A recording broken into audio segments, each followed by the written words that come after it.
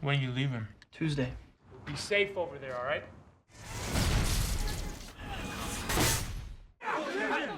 Kill him or I will kill you. What I did? The fucking distract! You know how much I love you! The story begins at a Marine Corps training base on a cold October morning in 2007. Captain Sam Cahill, a respected officer, is preparing for yet another deployment to Afghanistan. Before leaving, he writes a farewell letter to his wife, Grace, a message meant to be delivered only if he never makes it home. He hands the sealed envelope to his superior officer, silently praying that it will remain unopened forever. Back home, Sam is the image of a devoted husband and father. He and Grace share a warm and tender relationship built on love and trust. Their daughters, Isabel and Maggie, light up the house with their innocence. But in stark contrast to Sam stands his younger brother, Tommy. Just released from prison after serving time for armed robbery, Tommy embodies recklessness and wasted potential. The difference between the two brothers couldn't be greater. One, the family's pride, the other its shame. A dinner is organized to welcome Tommy home and to say goodbye to Sam before his mission. The atmosphere is tense.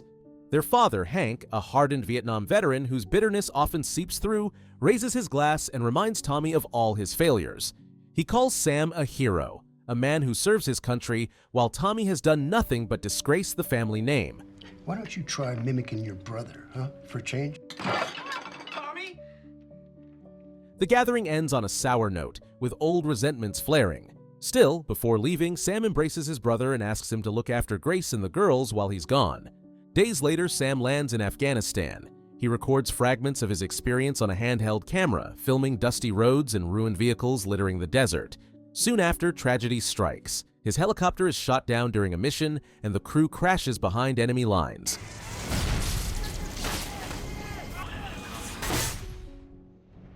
News travels back to the United States. Sam is presumed dead.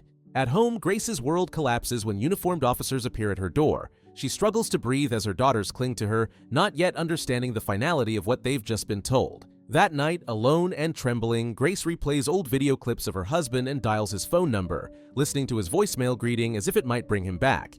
Tommy learns of Sam's death only later, in the worst possible way. Drunk and agitated, he bursts into Grace's home, demanding answers, then explodes with rage. He blames the military, blames fate, and blames everyone for allowing his brother to be sent away. Why'd you let him go over there, Grace? Tommy! For what now, huh? Yet in the aftermath of his grief, something begins to shift. For the first time in years, Tommy feels a responsibility heavier than his own mistakes. He starts showing up at Grace's house, at first awkward and unsure. The girls, especially Isabel, meet him with suspicion. But little by little, he earns their trust. When Grace breaks down, Tommy is there. When the girls cry, he distracts them with games or reassurances. Eventually, he even takes on the project of renovating the outdated kitchen, hammering away with friends until the space feels brighter, warmer. Grace resists at first, but when she sees the joy it brings her daughters, she lets him continue. Through these months, Grace and Tommy's bond deepens. They laugh together, share stories, and one evening, while reminiscing about their youth, they lock eyes and kiss. The moment is brief, charged, and terrifying. Both immediately recoil, realizing they've crossed into dangerous territory. Grace pulls away, and Tommy, overwhelmed with guilt, leaves in tears.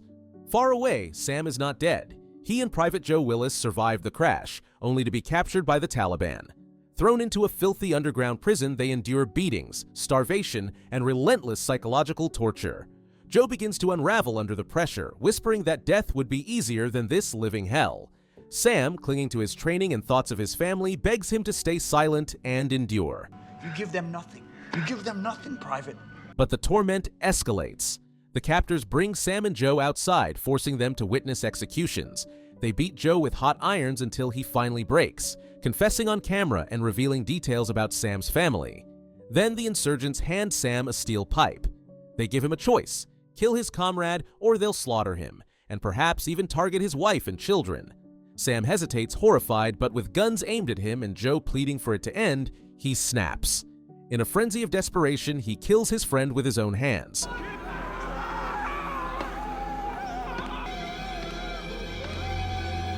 The act is filmed. Weeks later, American forces storm the camp. Sam is freed, though inside he knows he left something of himself in that prison. The footage is destroyed, but the memory remains carved into his soul. When the call comes that Sam is alive, Grace is stunned. She rushes to the airbase with her daughters. The reunion is overwhelming. Hugs, tears, disbelief. Yet from the very first night, Grace realizes her husband is not the same man who left. His eyes are darker, his touch colder, his silence suffocating. The girls notice too. They pull away from him, sensing his distance. Sam struggles to reintegrate. He fixates on Grace and Tommy, convinced that while he was gone, they betrayed him. Every smile, every glance between them becomes evidence in his mind. Did you f her? What? His paranoia grows and his daughters bear the weight of his tension. Isabel, frustrated by his constant scolding, blurts out during a family gathering, "Why didn't you just stay dead? Mom loves Uncle Tommy more than you." You're just mad because Mom would rather sleep with Uncle Tommy than you. Isabel! Her childish cruelty cuts Sam to the core, confirming his worst fears. The spiral accelerates. Sam snaps at dinner, erupts at small provocations, and one night finally breaks down completely. Armed with a pistol, he smashes apart the very kitchen Tommy built, screaming that his family has turned against him. You know what I did? The fucking distract! You know how much I love you! Grace pleads with him to stop, insisting she never betrayed him, but Sam cannot believe her. He pounds his head with the crowbar, rages, and points the gun at Tommy when he rushes in to intervene. Police sirens wail outside. Surrounded, Sam staggers out into the yard, weapon in hand. Officers shout commands. Grace and Tommy beg him to drop the gun. He screams back at them, his voice cracking, "You think I'm a hero? You don't know what I did. You don't know what I am." With the muzzle pressed against his own temple, Sam trembles, sobbing. At the last second, he hurls the gun aside and collapses, surrendering as the police rush forward. Sam is committed to a psychiatric facility for veterans, haunted by the war and by what he did to survive. Grace visits him, torn between love and despair. She tells him she's loved him since she was 16, but unless he opens up about what happened, she can't save him. For a long moment, he resists, choking on silence. Finally, tears stream down his face. In a broken whisper, he admits the truth. "I killed Joe Willis." I killed him. The confession unleashes years of pain in a single breath.